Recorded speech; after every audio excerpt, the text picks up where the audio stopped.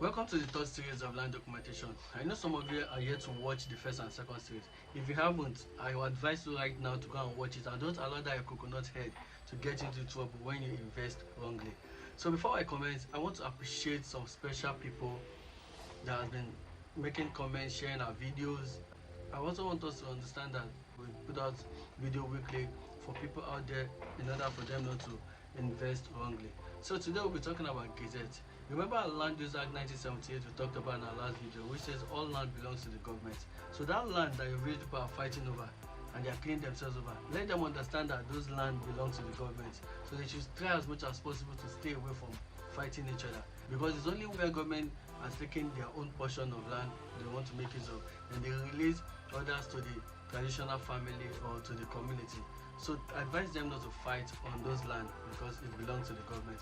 So Gezette is an official government record book which spells out all government details and record all information. Gezette also shows the communities, the villages that has been granted a cession, and it shows the number of acres and hectares that was given to them.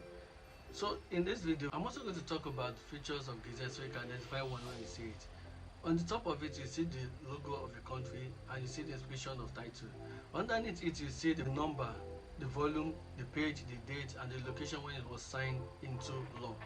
Then when you open the page, you see the description of that village accession. And as well, you see the boundary of the beacon, where it starts and where it ends. So communities that owns a Gezette land can go ahead and make sales or sell it to any individual as they want to. So, and if you are lucky enough to buy one of those properties and tomorrow government decided to revoke that property from you, then you'll be compensated by the government.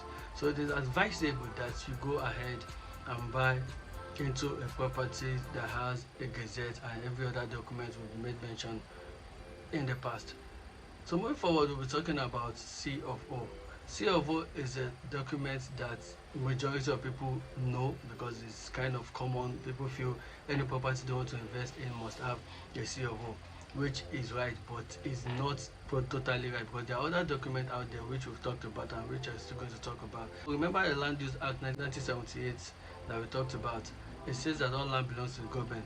So CofO is certificate of occupancy, and it's an official document that is issued by the state government to you, and it's issued for 99 years. What will happen after the 99 years? You can as well go ahead and reissue or to reapply for another CofO. But I want us to understand that CofO is not the only documents that we have out there. Like I just mentioned Gezette and every other ones in the previous video. That's why it's advisable you go and watch those videos so you don't miss out of the series. And CofO, it's very important that you have, because it also spells out every information about that particular property. It is not possible for you to have two CofO on a particular property. I'm sure someone is wondering why. Keep watching the video to have more understanding. Next, we'll be talking about governor's consent. Remember our Land Use Act 1978, but this time around we'll be looking at section 22. So it says, just like the name sounds, governor's consent is a land document that you obtain whenever you buy a land with CofO. And governor's consent is a document that tells the governor and the general public that the land is questioned has changed hands. So in this same section 22, it says that it is unlawful for a holder of right of occupancy to sublease, to transfer possession, and to also do mortgage without the consent of the governor.